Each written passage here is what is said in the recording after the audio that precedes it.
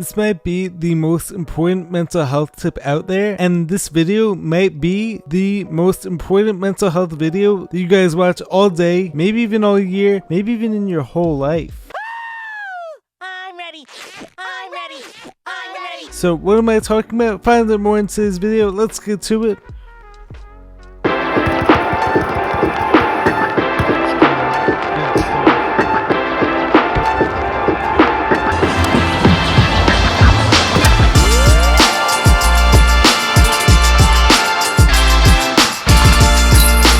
Welcome back to the Jared and James channel. I'm Jared Weiss, and if you guys didn't know, that must mean that you're not subscribed to the channel, so you know what to do. Smash that subscribe button, be sure to leave a like, drop a comment, let me know what you guys think of this video, follow me on all platforms, let me know what you think of all my content, and enjoy the content wherever you might be listening from. So for today's video, I want to talk about a very important mental health tip that I learned a few years ago that really transformed a lot of the way I think about mental health. A lot of people out there these days, a lot of mental health gurus, quote unquote, a lot of positive influencers out there these days, always talking about things such as positive thinking and how you need to be thinking more positively in order to achieve your goals and in order to live a happier life. But like, don't you think that everyone who's dealing with anxiety, depression, or any type of mental health issues is trying to think positively? Do you think anyone really wants to have negative thoughts? I finally realized that I can't do it. I can't do it. So this was something that I realized,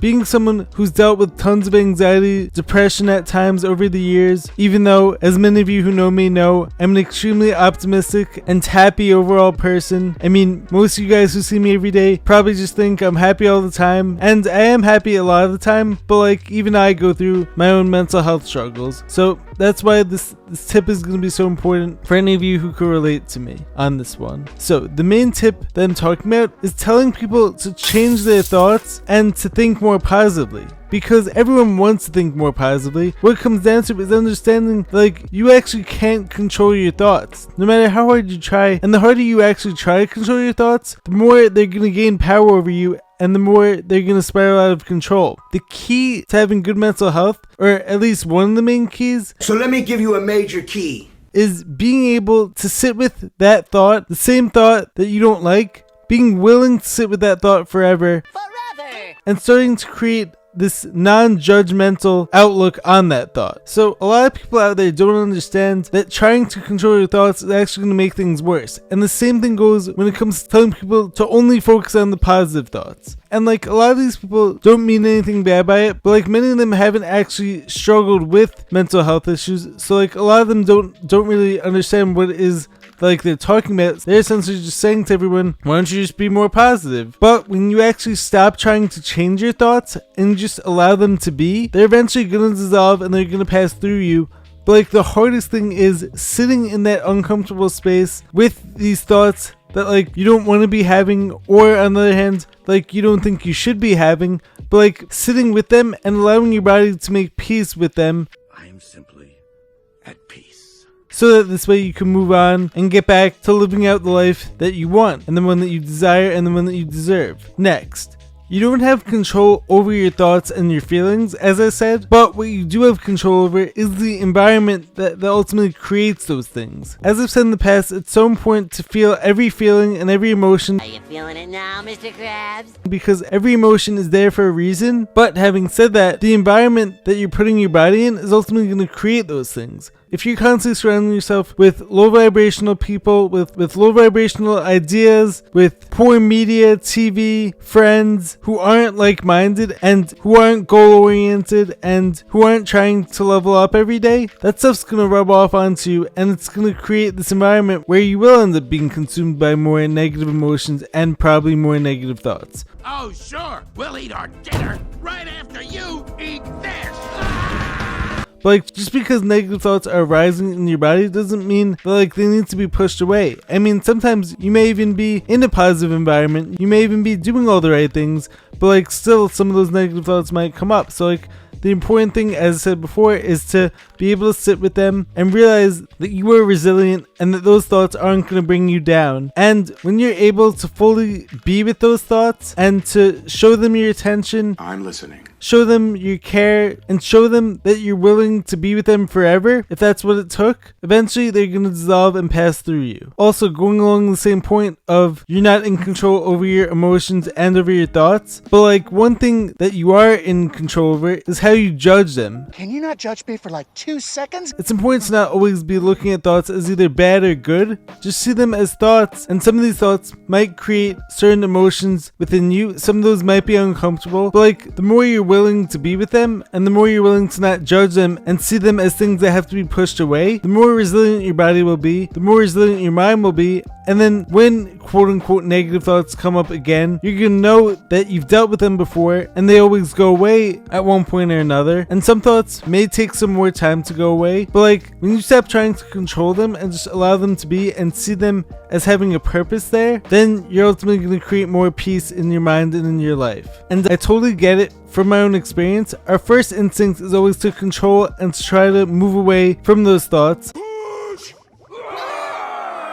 and those negative emotions. Our first instinct is always to try to suppress, to make it go away, when actually the best thing that we could do for ourselves in those situations is to be present and to ride those things out, as opposed to trying to control and push away. It's almost like one of my favorite quotes goes, which is, what you resist will ultimately persist. So it's like same thing when it comes to like negative thoughts and negative emotions, or thoughts and emotions if we're talking about not judging. The more we try to push up against these things, the more they're gonna snowball and get bigger and bigger, and then that's what ultimately leads to worsening depression, worsening anxiety. Moving right along, next up, another really important point on this topic of mental health is that you also can't separate physical health from mental health, from spiritual health. All these things are ultimately intertwined. So I see a lot of people who are drinking energy drinks, who are smoking, drinking, but then in the same breath, they're also meditating, so they expect themselves to have perfect mental health. Or these people are eating tons of toxic food, tons of fake food, chemicals, and are surrounding themselves with low vibrational people, with people who don't really try to better themselves in any way, and then they wonder why they're dealing with all these mental health issues. But it's all about the environment that you create. So if you're going to be creating this toxic environment, how do you expect your mind to be able to overcome that? And this also comes back to my belief in terrain theory of illness as opposed to germ theory. Because when you understand like your body is always perfect in its healing responses, and it's always just going to be responding to whatever inputs you give it, and then it's going to express symptoms based on those, then you can actually come to this understanding like everything that your body is doing is actually perfect, and it's all coming from this divine spark, because we're all incredibly special, eternal spiritual beings, I believe, coming from the creator God. And so there's no mistakes, it's just reactions to inputs and to whatever environment we're creating for our bodies to respond to. And so many of the times when we're actually going through mental health struggles, it's important to also look at our diet, it's important to look at our friend group, it's important to look at what we're watching on TV, the people we're following on social media, whether our body needs to detox, as has helped me a lot when it comes to my mental health.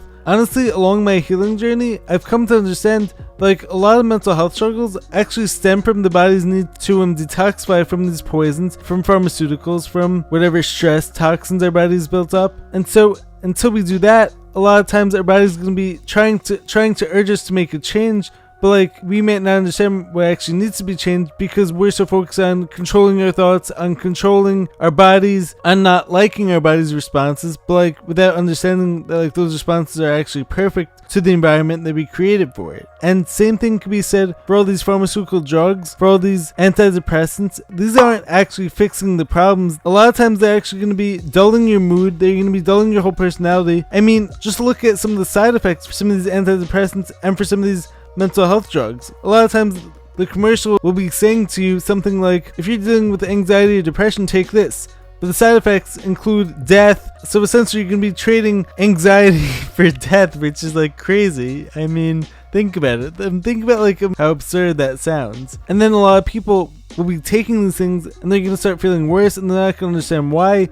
But like it's because mental health, physical health, spiritual health, it's all connected. You can't be eating bad foods and then expecting your mood to be perfect. You can't be taking antidepressants that are full of toxins and then expecting to feel super energetic when it comes to your physical health. It's impossible to separate one from the other. A lot of people are going to tell you to strengthen your mind without strengthening your body, and vice versa. And a lot of people will tell you the powers of positive thinking without telling you that like this toxic environment and the toxins that are in our environment can actually affect your thought patterns and can actually affect the way that your body is feeling. So this is definitely one of the missing pieces when it comes to addressing mental health. La la la, the missing piece. And when it comes to addressing physical health, is going to be trying to separate the two and trying to isolate the two and seeing them as different, when really the body is all one organism, and so what affects the body is going to affect the mind, and what affects the mind is going to affect the body. But of course, having said that, I'm not telling people to live in fear of toxins or to live in fear of negative emotions or of negative thought patterns. The answer is actually to empower your body and mind over them. So like this comes from detoxifying your body, detoxifying your environment, making your body more resilient so that this way it can handle these poisons and handle whatever life throws at it, because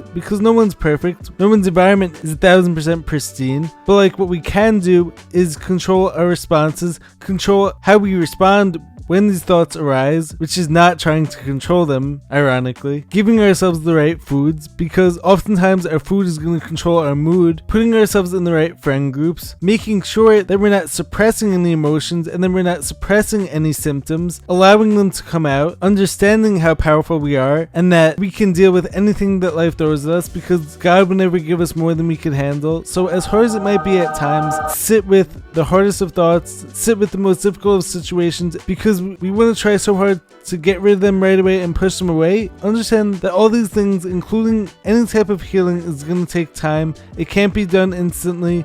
But like what we can do is control our inputs, try our best to put ourselves in the right environments for healing, try and put ourselves in more positive based environments, and then as a result, our emotions and our thoughts are going to reflect these. But the whole issue is by telling people to change their thoughts, change to more positive thoughts. So first off, you're already judging thoughts, which is going to create more resistance and then it's going to create larger mental health issues. But also, if we were able to control our thoughts, don't you think everyone would be choosing more positive thoughts? I mean, no one wants to have to deal with difficult emotions and negative thoughts. We all obviously want to be happy all the time. We all want to be free of stress. But what I've learned is that Now water can flow or it can crash.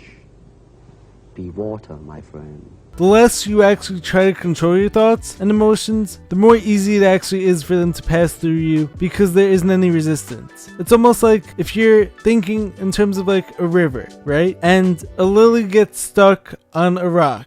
But then, if you keep piling up more rocks against that lily, it's never going to pass through. On the other hand, if you just allow the stream to keep flowing, eventually the lily is going to pass right on. And so the same thing is going to happen when it comes to your thoughts. The less resistance you have to them, eventually they're going to pass by. Some might stay longer, some might want to hang around for a little bit more than we would like them to, but it's important to not be trying so hard to control them, because we don't really have a lot of control when it comes to that. So as hard as it might be, stop trying to control when it comes to your thoughts and emotions, and I promise you it helped me a lot when it came to dealing with my own thoughts and emotions, and I feel like I could do the same for a lot of you. And it's the same thing when it comes to our bodies. We don't have control over what symptoms our body produces, but like we do have control over the environment that creates the need for them to happen. And so when you understand that everything is connected and that our thoughts and emotions are connected to every action that we're taking and every input that we're giving, you can understand like there's a purpose for every thought and emotion, and these aren't meant to be pushed away, to be suppressed, to be changed. It's actually of the utmost importance to listen to them, see if there's anything of value within them, see if there's anything that you could do to change the environment that created those thoughts and emotions, and if there isn't, then just be with them, sit with them, be present, and allow them to pass through you. As many of you guys know by now, my whole life-threatening illness story, which largely started as a result of certain pharmaceutical products, and then as a result, like many of the mental health issues that followed, I realized we're actually due to this toxicity that came from them. So don't underestimate the power of some of these toxic pharmaceutical products when it comes to our own mental health, because some of them could really drive you crazy. follow the natural and holistic route, and understanding like your body is always doing the right thing. It's always responding to the inputs in the best way possible to keep you alive and to keep you thriving. If you're not getting high quality sleep, if you're surrounded by EMFs, if you're not in nature ever, then it's going to make sense for your body to create these negative thought patterns as a way of trying to get you to make a change. They're not there to harm you. They're actually there to help you.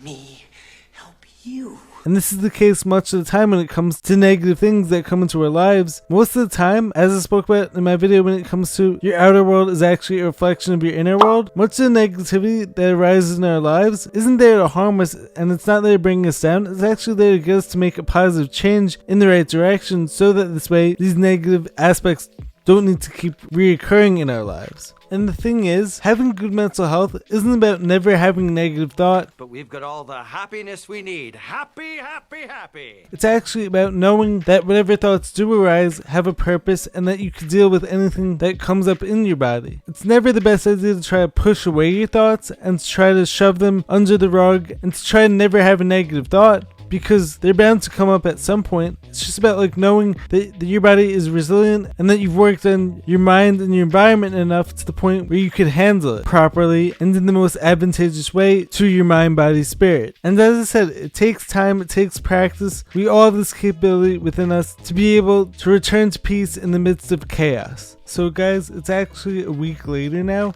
but like after having watched back the initial time I filmed this video, there were actually a few things that I wanted to clarify, and there were a few thoughts that I've actually been mulling over my head the past few days, and so I wanted to add these to the video to clarify some things. And I also came up with a really good analogy, and so even though it is a week later, I wore the same shirt as a way of clearing up any confusion and whatnot. The first point I wanted to clarify is that, so yes, I totally believe that trying to control your thoughts is a losing battle, as well as trying to suppress certain thoughts, trying to suppress certain emotions, as well as trying to force away negative thoughts and only think positive thoughts. But having said that, I do believe it is possible to frame certain thoughts throughout your day as positive. I do believe it is also possible to guide certain thoughts towards the positive side. Like for instance, every morning when I do my visualization, I visualize positive, happy things. I visualize where I want my life to go as this way of manifesting greatness into my life. And even though you definitely can't choose the vast majority of your thoughts, you can definitely frame certain thoughts as positive, which is one of the reasons why I'm so optimistic. Like, you went through all those hardships and everything like that, and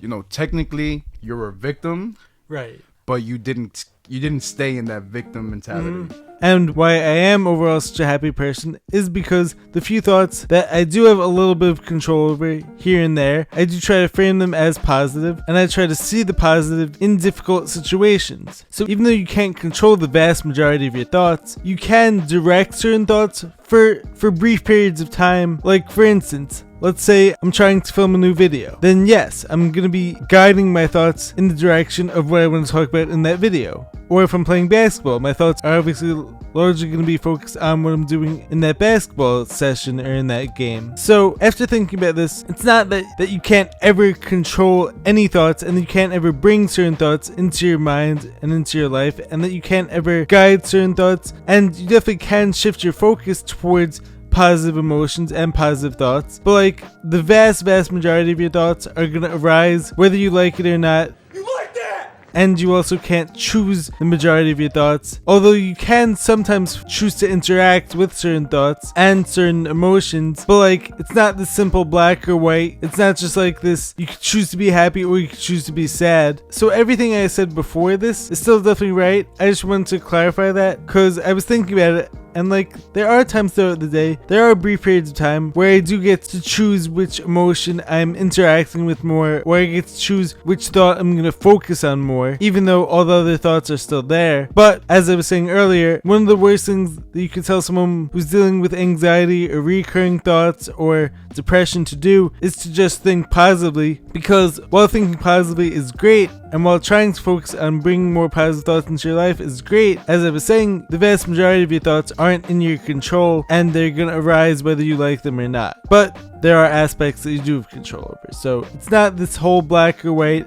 It's not either you bring positive thoughts or you bring negative thoughts. You can shift your focus, you can shift your perspective to be more optimistic, to be more happy, to think more positive thoughts in these brief periods of time, whether it be meditation, visualization, when you're coming up with ideas for something. But I hope that makes things more clear. Next up, I want to finish off with this really great analogy I thought of when it comes to your mind and when it comes to your thoughts. So think of your mind as a train cart and you're the conductor. And so you're the conductor who's collecting tickets. It's impossible to inspect every single person that comes on before they get on the train, right? Just like how it's impossible to inspect and choose which thoughts come into your mind and which thoughts you have all the time. So sometimes your cart or your mind is going to be filled with all negative people, with all negative thoughts, or sometimes very unruly, unpleasant people or thoughts. But it's not your job to inspect every single one of those thoughts before they get on the train. Train of thought, right on schedule.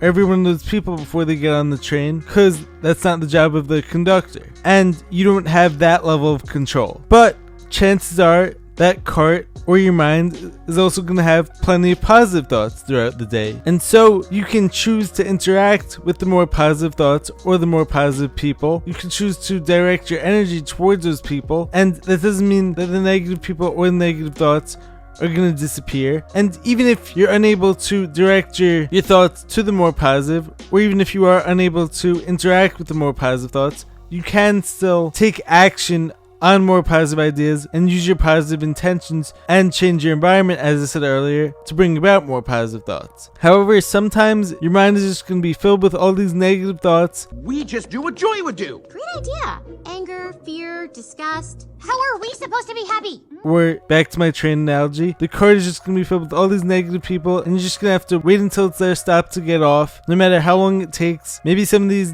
negative people are going to miss their stop and they're going to be on all day and they're going to be causing you stress, but you can't get off the train. You can't force that person off the train unless they're doing something really wrong, obviously. But generally speaking, you just have to sit with them, allow them to be present, try to bring kindness to them, try to show them that you care about them. You can entertain them all, even if they're a crowd of sorrows who are trying to bring your house down, as this one poem I love talks about. But like, understand that all your thoughts are coming from this divine place. They all have a purpose, they all have a reason. Even if you don't like them, even if they're causing you stress, you can still be with them and allow all of them to hold a place in your mind or in your train cart. And one more thing I wanted to add on to that is that some of your thoughts may need more attention. Some may need some extra attention. Some may need to be dealt with because they're trying to send you a message. They're trying to get you to make this change. And so, as much as I've spoken about in the past, this idea of being this observer of your thoughts and being this quote-unquote silent observer of your thoughts,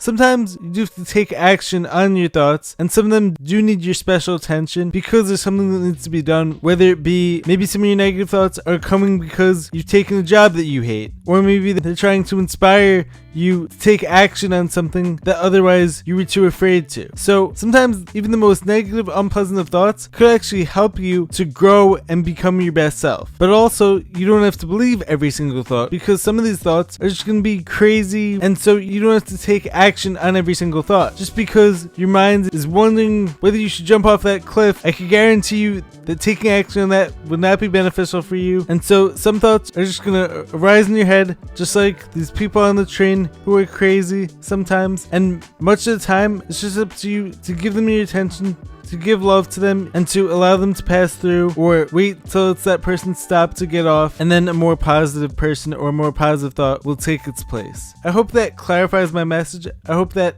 adds some more understanding to this topic, and I really hope that the analogy helps you and that you could understand that it's not up to you to control your thoughts. As I said earlier, that still remains true. I don't want anyone to be trying so hard to force or control thoughts, because that's going to create resistance. But as I said during the second part of the video, there are times where you can guide certain thoughts, where you can frame certain thoughts, where you can bring certain thoughts and ideas into your head. So it's not totally this black or white thing, but like, I did want to add this. So I hope you guys enjoyed this video. I hope you guys took a lot away from this. Hopefully this helps you on your own mental health journey. Blessings your way. Hopefully this helps you in dealing with this monkey mind, with this crazy mind sometimes. And I hope that all of you can bring about more peace into your your life, and remember how resilient you are even when the most difficult of thoughts and emotions come up. Have patience with this, it takes time. Try your best not to judge any recurring thoughts, as uncomfortable as they might be sometimes, and you got this. You're resilient, you can handle anything that comes your way. I love you guys, make sure to subscribe to the channel, be sure to drop a like, leave a comment, let me know what you guys think of this video, let me know if this helped you out in any way, and I love you guys. I'll talk to you in the next video. Peace.